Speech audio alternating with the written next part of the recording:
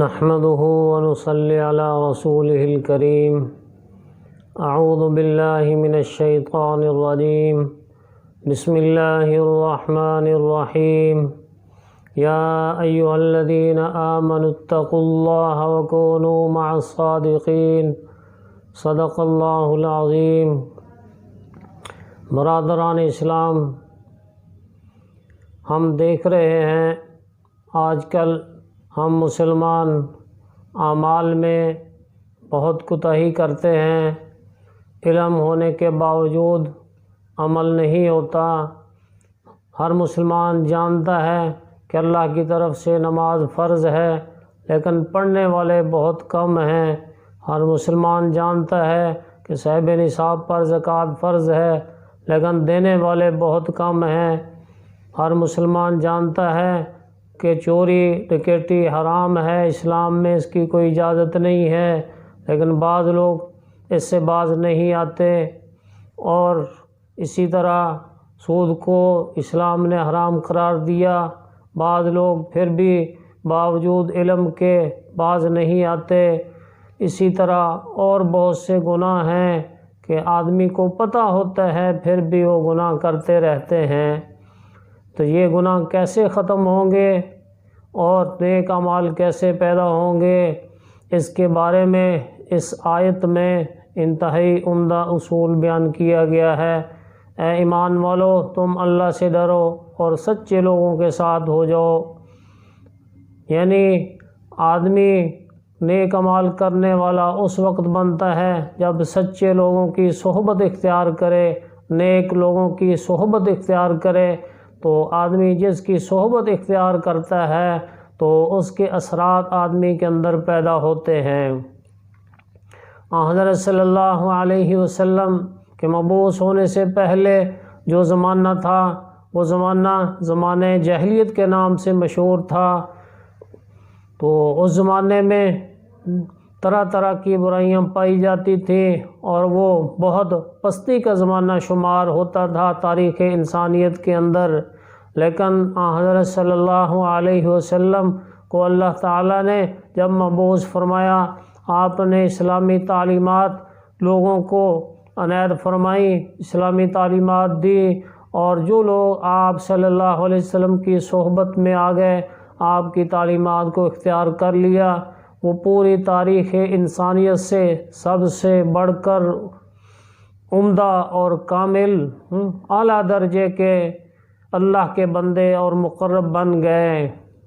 یہ ساری کی ساری آپ صلی اللہ علیہ وسلم کی صحبت کی برکت تھی کہ آپ کی صحبت کی برکت سے ان کو یہ مقام ملا کہ بعد میں اہل سنت والجماعت کا عقیدہ ہے کوئی قطب ہو، ابدال ہو، کسی ادنا صحابی کے درجے کو نہیں پہنچ سکتا. تو اصل چیز صحبت ہے. صحبت سے آدمی کے اندر تبدیلی آتی ہے. پہلے زمانوں میں لوگوں کا، مسلمانوں کا رجحان علماء کی طرف، محدثین کی طرف اور اولیاء اللہ کی طرف بہت ہوتا تھا. خانقاہوں میں بہت لوگ جا کے اپنی اصلاح کرواتے تھے، اپنی روحانی بیماریاں دور کرواتے اور اللہ سیکھتے، احکامات سیکھتے، ان پہ عمل کرتے تھے.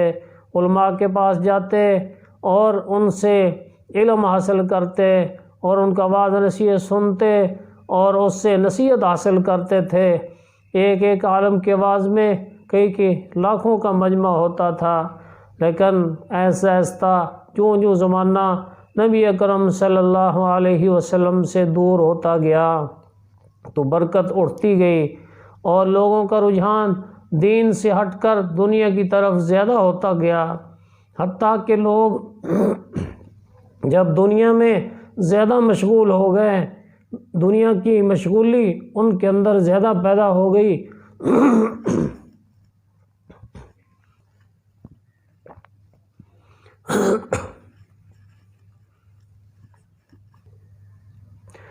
جب دنیا کی مشغولی لوگوں میں زیادہ پیدا ہوگی، دنیا کی محبت زیادہ پیدا ہوگی، دنیا کی فکر زیادہ پیدا ہوگی، تو علماء کے پاس اور خانقاہوں کے پاس لوگوں کا جانا بہت ہی کم ہو گیا.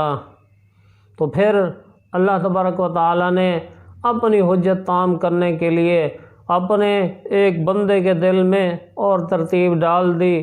حضرت مولانا الیاس رحمۃ اللہ علیہ کے دل میں اللہ تعالیٰ نے ڈال دیا کہ آپ لوگوں کے پاس جائیں اور جا کر ان کو اللہ کی طرف بلائیں، دین کی فکر پیدا کریں ان میں، اور اللہ کی یاد اور اللہ تعالیٰ کی تعلیمات کی طرف ان کو دعوت دیں، تو ان کو اس طرح متوجہ کریں۔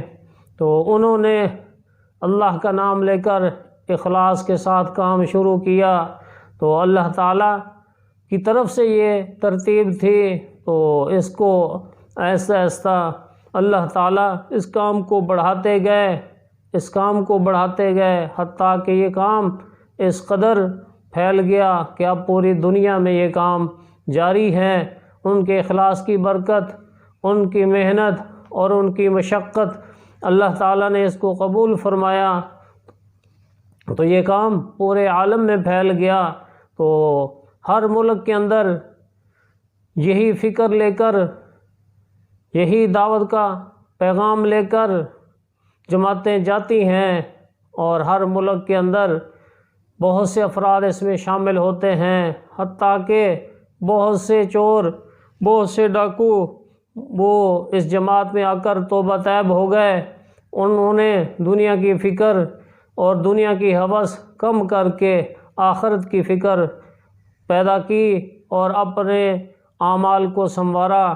بہت سے والدین جو پریشان ہوتے تھے اپنی اولاد کی غلط چالوں کی وجہ سے اور ان کی نافرمانی کی وجہ سے، وہ اس جماعت میں آ گئے، تو انہیں فکر پیدا ہو گئی، ان کی اصلاح ہو گئی، تو والدین کے لیے آنکھوں کی ٹھنڈک بن گئے۔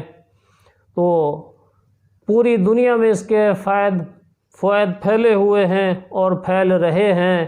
اللہ تعالیٰ ان کی مدد فرماتے ہیں۔ جو بھی دین کا کام ہوتا ہے یہ اللہ کا کام ہے، یہ اللہ کی طرف سے ہوتا ہے۔ دین کے جتنے شعبے ہیں، تدریس کا ہے، تعلیم کا، تبلیغ کا، دعوت کا، جہاد کا، جتنے بھی اسلام کے شعبے ہیں، نبی اکرم صلی اللہ علیہ وسلم نے مسجد نبوی سے سارے کے سارے یہ جاری کیے ہیں۔ آپ صلی اللہ علیہ وسلم کی محنت، آپ کی توجہات ان تمام شعبوں پر ہیں، تو آپ صلی اللہ علیہ وسلم کا دیا ہوا یہ کام ہے، تو پیچھے اللہ تعالیٰ کی نصرت ہے اور آپ صلی اللہ علیہ وسلم کی دعائیں ہیں، تو یہ کام پھیلتا رہتا ہے۔ تو ہر مسلمان کو چاہیے کہ جو بھی دینی کام ہیں وہاں ان کا تعاون کریں۔ اگر تعاون نہیں کر سکتے تو رکاوٹ نہ بنے، ان کو ایذا نہ پہنچائے۔ حالیہ دنوں میں جو تبلیغی جماعت کے بعد افراد کے ساتھ زیادتی ہوئی ہے، انتہائی اس پر افسوس ہے، اور یہ انتہائی قابل مذمت ہے کہ جو محض اپنی ذات کے لیے نہیں، لوگوں کی فکر کے لیے، لوگوں کو دین کی طرف بلانے کے لیے اور اللہ کی طرف بلانے کے لیے لوگوں کے پاس جاتے ہیں، اپنے خرچ پر جاتے ہیں، کوئی اور غرض نہیں ہوتی، صرف ہمدردی مقصود ہوتی ہے۔ تو اس غرض سے جو دوسروں کے پاس جاتے ہیں، تو ان کے ساتھ جو زیادتی ہوئی ہے انتہائی افسوس ہے۔ تو کم از کم ہر مسلمان کو چاہیے کہ ان کو ایذا نہ پہنچائے، تکلیف نہ پہنچائے۔ حدیث پاک میں آتا ہے من سلم المسلمون من لسانہ و یدہ، کہ کامل مسلمان تو وہ ہے جس کے ہاتھ سے اور جس کی زبان سے دوسرے مسلمان محفوظ ہوں۔ تو ہر مسلمان کو چاہیے کہ جتنے بھی دینی کام ہیں ان میں ایک دوسرے کا تعاون کریں، کیونکہ یہ سارے دینی کام سب مسلمانوں کے مشترکہ کام ہیں، یہ سب مسلمانوں کے مشترکہ کام ہیں، اس لیے ایک دوسرے کا ہر ایک کو تعاون کرنا چاہیے۔ اگر تعاون نہیں کر سکتا تو آدمی رکاوٹ نہ بنے، ان کو ایذا نہ پہنچائے۔ ایک واقعہ عرض کرتا ہوں، ہمارے ہاں ایک طالب علم تھے درجہ تخصص میں، انہوں نے دور حدیث کے بعد 1 سال تبلیغی جماعت میں لگایا، اس کے بعد پھر یہاں تخصص کے لیے آئے، تو اس نے اپنا ایک واقعہ سنایا۔ سیدھے سادے طالب علم تھے، بہت نیک تھے۔ کہنے لگے جماعت میں جب ہم چل رہے تھے تو ایک بستی کے اندر گئے، سندھ کے اندر، تو وہاں مسجد میں ٹھہرے تو بستی والوں نے ہمیں مسجد سے نکال دیا۔ تو پھر ایک قریب کوئی سکول ویران پڑا ہوا تھا، اس کی صفائی کی، وہاں جا کر ٹھہرے تو وہاں سے بھی ہمیں انہوں نے نکال دیا۔ تو پھر کہتا ہے ہم میدان میں جا کر ٹھہر گئے، تو اس کے بعد پھر کچھ لوگ وہاں پہنچ گئے، آ کر انہوں نے ہماری پٹائی کی، ڈنڈوں کے ساتھ پٹائی کی، حتیٰ کہ وہی عالم جماعت کے امیر تھے، کہتے ہیں میرا سر بھی زخمی ہو گیا، تو انہوں نے پٹائی کر کے وہاں سے بھی ہمیں نکال دیا۔ اب پھر یہ وہاں سے اپنا سامان اٹھایا اور جگہ چلے گئے، اور بستی میں ٹھہرے ہوئے تھے۔ تو چند ہی راتیں گزری تھیں، جس بستی والوں نے ان کو نکالا تھا اس بستی کا سردار ان کے پاس آ گیا، آ کر کہنے لگا کہ مجھے حضرت صلی اللہ علیہ وسلم کی زیارت ہوئی ہے، تو آپ صلی اللہ علیہ وسلم نے ناراضگی کا اظہار فرمایا ہے کہ تیری بستی والوں نے میرے مہمانوں کے ساتھ برا سلوک کیا ہے، ان کو اذیت پہنچائی ہے، جاؤ میرے مہمانوں کو راضی کرو۔ تو وہ سردار اس عالم کے پاس پہنچے، آ کر اپنا خواب سنایا اور ان کی منتیں کرنے لگا کہ آپ واپس چلیں ہماری بستی میں، آپ ہماری بستی میں واپس چلیں۔ تو وہ عالم ساتھی کہنے لگے میں نے پھر شرائط رکھ دی کہ واپس ہم جائیں گے تو آپ نے ہمیں اتنے آدمیوں کی جماعت دینی ہے۔ تو کہتے ہیں ہم نے یہ شرط رکھ دی، تو اس نے کہا ٹھیک ہے، ہم اتنے آدمی کی جماعت آپ کے ساتھ دیں گے، آپ کے پاس ساتھ بھیجیں گے۔ تو کہتے ہیں ہم واپس گئے اس بستی میں، پھر 3 دن ٹھہرے، انہوں نے جماعت بھی تیار کر کے ہمارے ساتھ دی، اور اس نے وعدہ کیا کہ میں یہاں قرآن پاک کی کلاس جاری کرواتا ہوں۔ تو وہاں اس نے اسی وقت اس کا بندوبست بھی کیا، پیسے جمع کرا دیے کہ یہاں کمرہ بنا کر ایک قاری صاحب کو رکھ کر ہم قرآن پاک کی کلاس کا آغاز کرتے ہیں۔ تو انہوں نے اذیت پہنچائی تھی، تو حضرت صلی اللہ علیہ وسلم نے متنبہ کیا، اسے احساس ہوا، تو اس نے جا کر ان کو راضی کیا۔ تو اس لیے ہمیں بھی چاہیے کہ کوئی بھی مسلمان کسی مسلمان کو تکلیف پہنچائے تو اس کو راضی کر لے، یہاں راضی کر لے گا معاملہ آسان ہوگا، یہاں راضی کرنا آسان ہے، ورنہ آخرت کے اندر اللہ تعالیٰ پھر اس کی سزا دیں گے تو وہ زیادہ مشکل ہوگی۔ تو ہر ایک کو چاہیے اولاً کسی کو کوئی تکلیف نہ پہنچائے، اگر کوئی کسی کو تکلیف پہنچائے تو اس سے معذرت کرے، ان کو راضی کرے۔ تو یہ جماعت والے جگہ جگہ جاتے ہیں، لوگوں کو دین کی طرف بلاتے ہیں۔ تو دین کے جتنے بھی کام ہیں یہ حقیقت میں اللہ کی طرف سے ہیں۔ اللہ تعالیٰ جس سے چاہتا ہے دین کا کام لے لیتا ہے۔ کسی کو یہ بھی نہیں سمجھنا چاہیے کہ کوئی دین کا کام کر رہا ہو، وہ یہ نہ سمجھے کہ ہم یہ کام کر رہے ہیں، کہ میں یہ کام کر رہا ہوں، تو کوئی بھی یہ نہ سمجھے، بلکہ یہ سمجھنا چاہیے اللہ تعالیٰ ہم سے یہ کام لے رہے ہیں۔ خواہ وہ دین کے جس شعبے میں کام کر رہا ہو، تو سارے شعبے دین اسلام کے ہیں، تو اللہ تعالیٰ نے سارے شعبے چلانے ہیں، قیامت تک یہ چلتے رہیں گے۔